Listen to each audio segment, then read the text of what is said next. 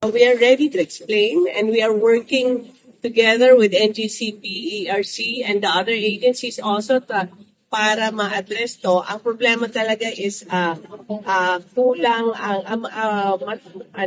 masyadong mataas yung demand ng Visayas dahil summer at eksakto lang yung supply ng Visayas. So ngayon po, may iba po, sa sobrang init, may nasisira tayong power plants. Sa sobrang init, napapadaming aircon na naka-on ngayon. So, manipis talaga yung nangyayari ngayon na reserva natin. So, we're trying to work out na para madagdagan yung supply at maayos yung sistema sa Visayas. Pero, ito po talaga, we've been planning for this. Ang problema lang po kasi para ma-implement yung mga proyekto, it takes time to build new power plants. So it will take about 2, 3, 5 years.